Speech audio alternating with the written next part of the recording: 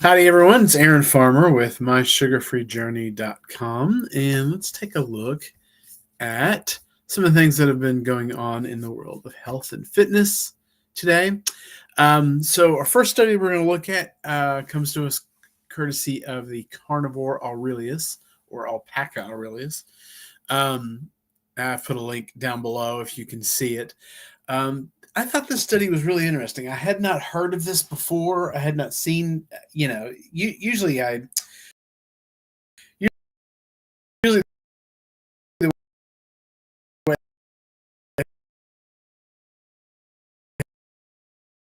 it happens is you get an idea of this study. They were looking at different sounds that you can listen to that would increase the amount of new brain cells that were created. So I'm just going to read to you the conclusion here. To our initial surprise, silence, i.e., the complete absence of auditory input. So, not sitting out on your front porch and listening to crickets or the wind or whatever, but total silence was the only stimulus that elicited a strong response at the level of immature 7-day-old new neurons. But of the tested paradigms, silence might be the most arousing because it is highly atypical under wild conditions and must thus be perceived as alerting. Functional imaging studies indicate that trying to hear in silence activates the auditory cortex, putting the sound of silence, the absence of expected sound, at the same level with actual sounds. This alert elicited by such unnatural silence might stimulate neurogenesis as preparation for future cognitive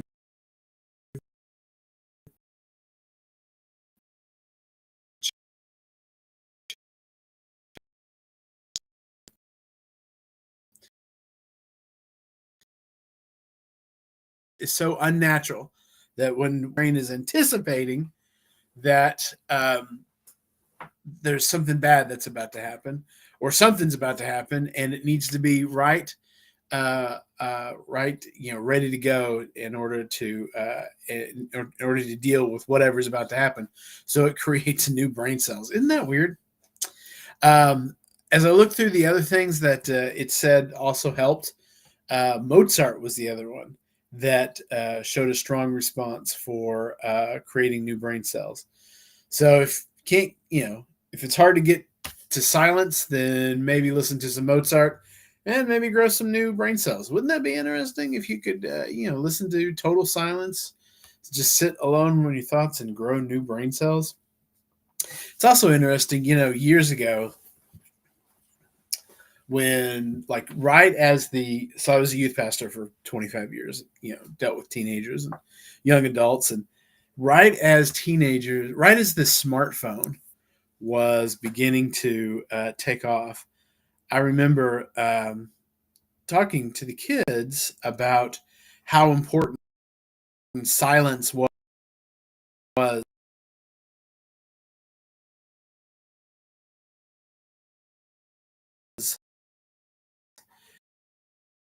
uh, and how important inventive thoughts and trying to come up with ideas your brain in a way that you just can't see, in a way that isn't like top of mind. And with these smartphones, they all had Bluetooth headphones, and so these kids never had a moment of silence. If it ever got quiet, they put their headphones on and listen to music or whatever. And so they never had a moment of silence. They never had a moment to just let their brain kind of rev and think. They were never comfortable with their own thoughts. And that was, God, I probably talked about that in when did the iPhone come out? 2010, 2011, something like that, 2009. So that's about when I was talking to them about it. So it's been 15-ish years since the last time I mentioned that, and I think it's only gotten worse. I think we've gotten to the point where our minds just they don't we don't have, we should probably carve out time just for silence. If silence will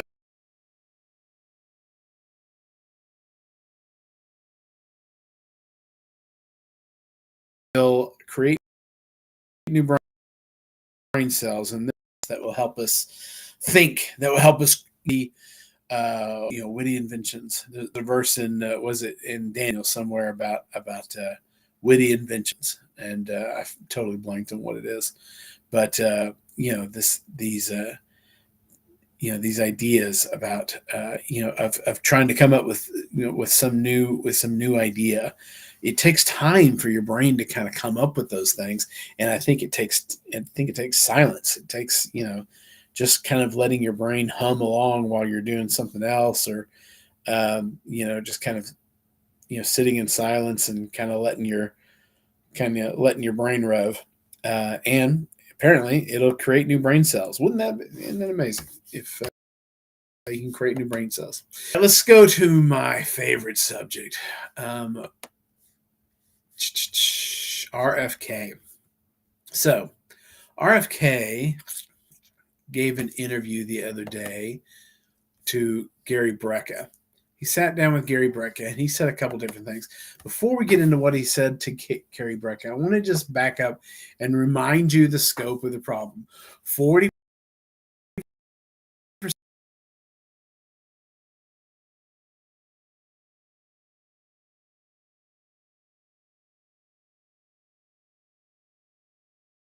of American children have at least one chronic health condition. Something's wrong with them. And big deal. A few decades ago, the autism rates were 1 in 10,000. Today, it's about 1 in 31. That's terrible. So RFK has come out with a plan. He has identified what he thinks are 4 root causes of our poor health. He thinks it comes down to ultra processed foods, environmental toxins, chronic stress and inactivity, and over medicalization of children. So they have come up with 3 strategies. So let's discuss these 3 strategies, and I hope they work. I really do. First strategy is to attack the food system. He's going to try to change the additives, the chemicals that are allowed in our food. Recently, Trump approved SNAP waivers to remove junk food from food stamps. He wants to get rid of soda from SNAP, from food stamps. These waivers have already been signed by Nebraska, Indiana, and Iowa.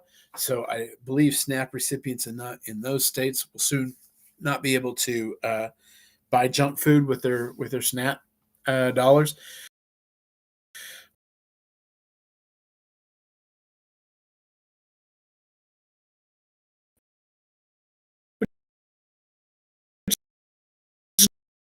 Great. I think they're targeting the grass system. So grass is generally regarded as safe, and if an additive to our food supply gets grass gets a grass designation, there's no study that needs to be done. You can just add it to food at virtually any levels because it's generally recognized as safe.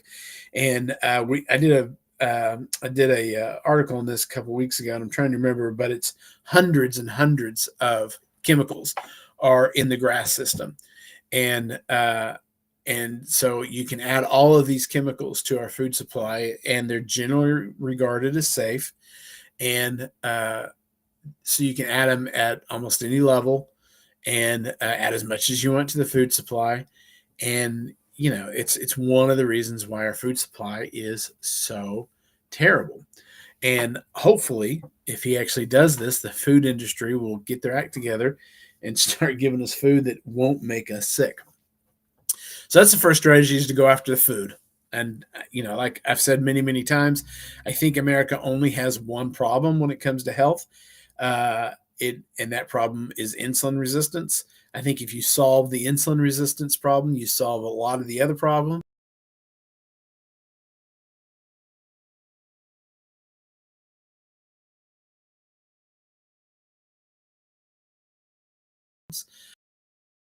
I don't have any problem with these issues.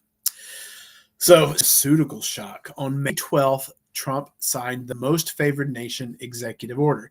His demand: drug companies have 30 days to match the lowest price paid anywhere in the world or face mandatory price cuts of 50 to 89%. So basically, what this is if you sell a pill for $1 in another part of the world, then you have to sell that pill for $1 here. So basically, what's been happening is pharmaceutical companies have been able to gouge us on the price of everything. And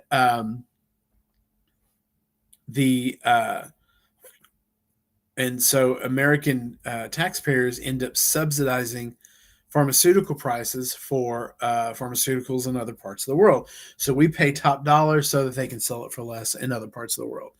So finally, somebody's realized how crazy that is. And instead of going in negotiating the price on this, price on this, price on this, the pharmaceutical companies can negotiate their own prices. So if you're willing to sell your pill for $1 a pill in Denmark, well, then you're going to sell it $1 a pill here. And so deal with it.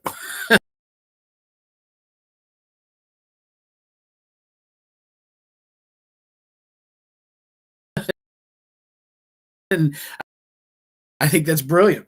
We pay the lowest country anywhere in the world, and that country are those countries, which is wild that he's would say it like that. But basically, is again, if you sell your pill for cheaper somewhere else, you're gonna have to sell it for that price here. And he isn't just threatening the companies; he's threatening entire countries that give their citizens cheap drugs while Americans pay 10 times more. And again, he's more than willing to use trade wars, tariffs, export restrictions. And again, I know a lot of people have problems with Trump. Every other day he does something that makes me go, wait, slow down. But if he can get our pharmaceutical companies to start lowering the prices on drugs for us, I think that's great. I've said many times before, we as a country are going to break under the weight of our own weight because we cannot afford to have a country where 40% of children have a chronic disease, where 73% of young people can't join the military because there's something wrong with them. That's, where something like 80% of adults are overweight or obese. That's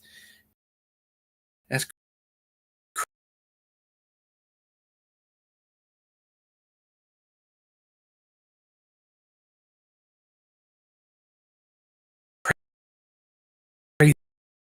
You can't pays for a drug. Big pharma keeps total profits. In America's system, everyone pays 130. Americans pay 110. Europeans pay 110. Big pharma profits stay the same. So I hope that's what happens. And then number 3, institutional capture. Trump ended the most serious conflicts of interest at the FDA. RFK Jr. is leading a government-wide assault on corporate influence in health agencies. His plan is to make every health decision based on independent science, not industry funding. And that's, good luck.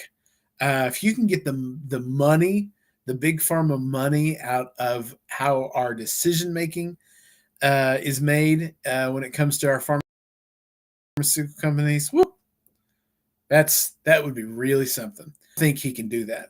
The money in big pharma is so pervasive. Big pharma funds, they're responsible for something like 60% of the FDA's funding. The FDA, big pharma is actually funding the FDA, the arm of the government that's supposed to, oversee. They're responsible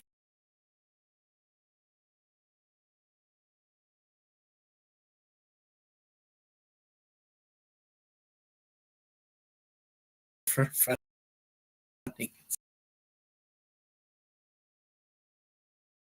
A really nice job when you come out of the FDA. God, it's so nuts.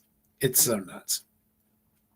There should be a law that, if you're in if you're in a regulatory branch of the government, you cannot go work for the industry that you've been regulating for 5 years. Something there needs to be something. Um, so we'll see. The timeline for this is aggressive. The Maha Commission strategy is due in 82 days. The drug price negotiations starting immediately. The new dietary guidelines are supposed to come out before fall 2025. Pharmaceutical import restrictions are being reviewed right now. Every major health agency is now coordinating under this plan. RFK, man, he has hit the ground running, and I think he's going to do some amazing work. I hope that he does this. We are a sick, sick nation. And it's so interesting to see. It's just so wild to have somebody in office that actually believes the things that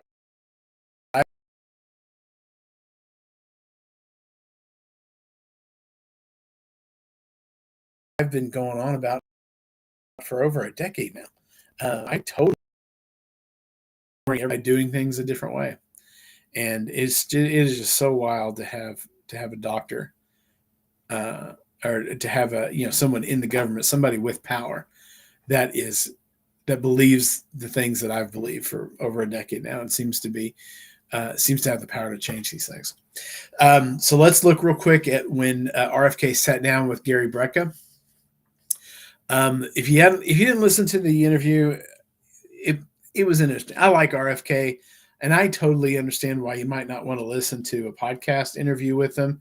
His voice is a little difficult to follow, and I 100% understand that. So we'll hit the kind of the main points that I remember from the interview, but he the first thing that he really talked about was he offered an explanation for why TV news suddenly stopped wanting to criticize the pharmaceutical industry. And boy, did we see this during COVID. I mean, boy, they put out a brand new, barely tested vaccine, and everyone fell in line behind it.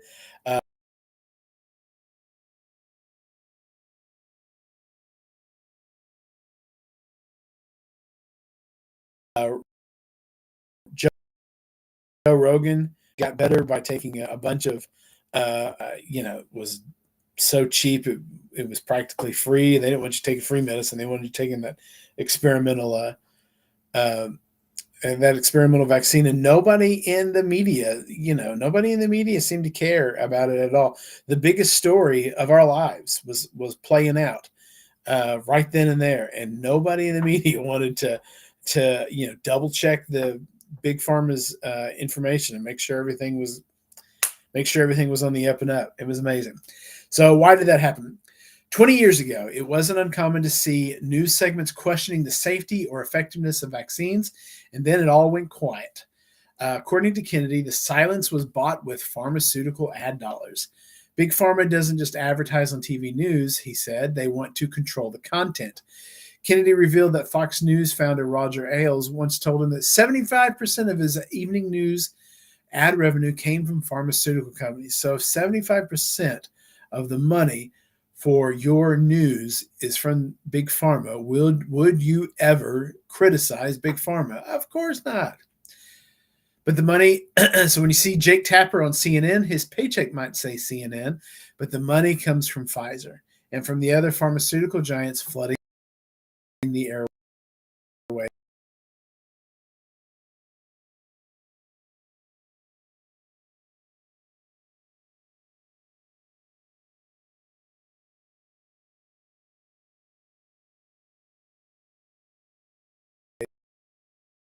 With ads, and that's why when Cuomo was on CNN, he would when say anything about that he wouldn't say anything about Big Pharma.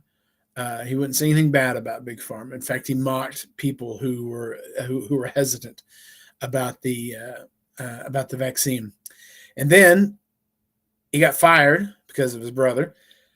He went off on his own, started his own little podcast, and oh, wouldn't you know it? Now he has a lot to say about big pharma and about the vaccine. And oh, look, he started taking ivermectin to try to clear up some of the issues that came because of his long COVID.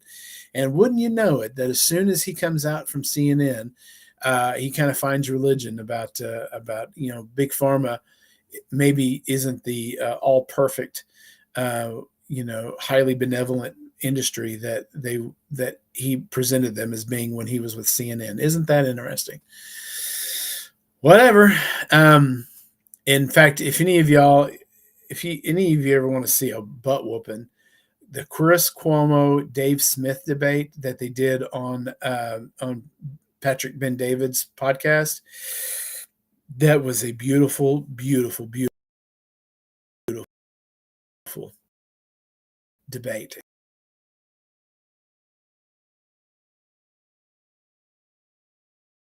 And if you haven't watched it, I highly recommend you watch it. It's really good.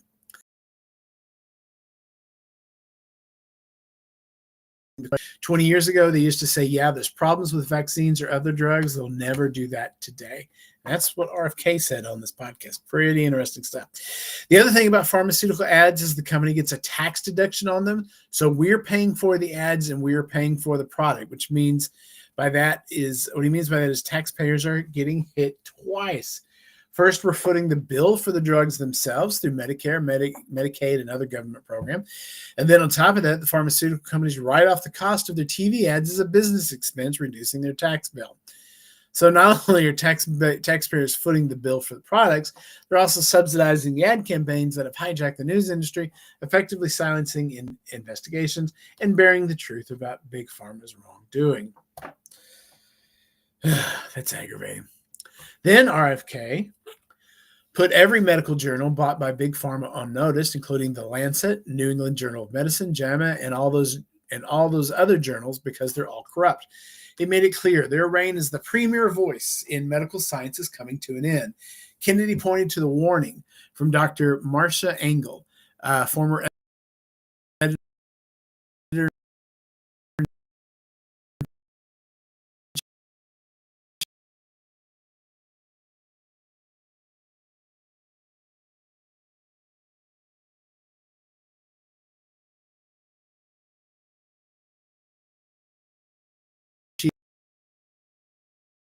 chief of the New England Journal, that it is no longer declared that it ties with these captured publications and building something better.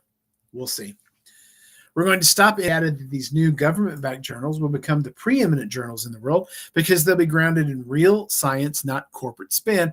And if you get NIH funding, it is anointing you as a good, legitimate science. That would be a massive change. I think RFK can do that. I don't know if the guy that comes after RFK will do that. So I don't know. I just have very little faith in the government doing good things over time. Our government seems to be a eminently corruptible institution. But I applaud RFK. I hope to God he does this. The second announcement dropped when Kennedy said, we're going to end the war at FDA against alternative medicine. That includes stem cells, chelating drugs, vitamins, peptides, anything that is not going to make Big Pharma rich. Kennedy revealed that he had to travel all the way to Antigua in the Caribbean just to receive stem cell treatments for his throat. They helped me enormously, he said.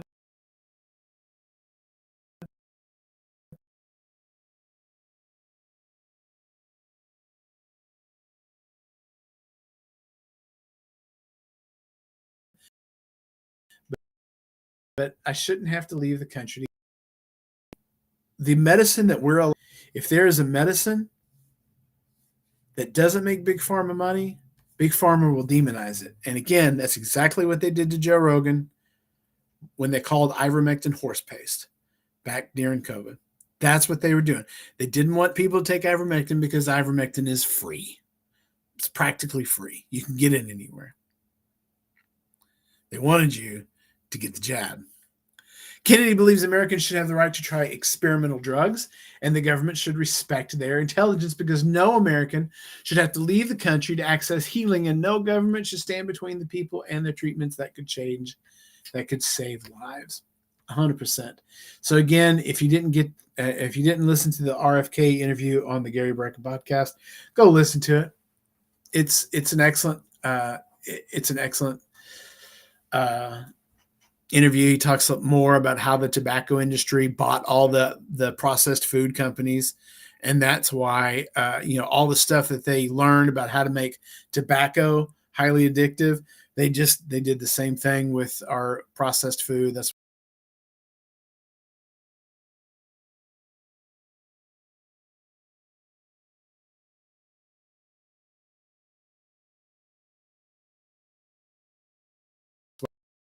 why we're so addicted to processed.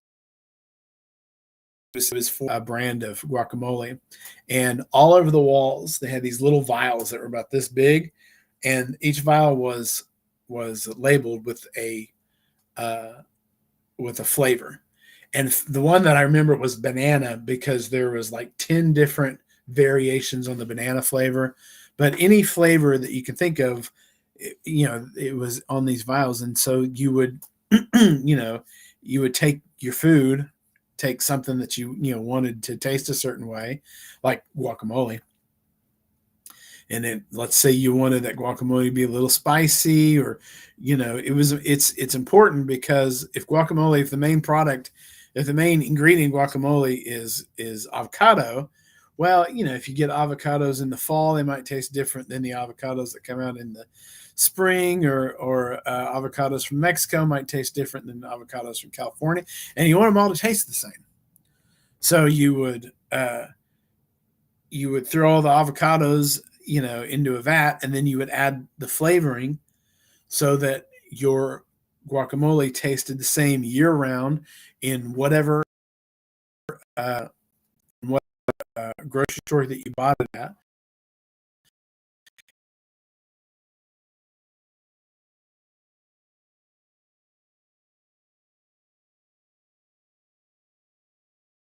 And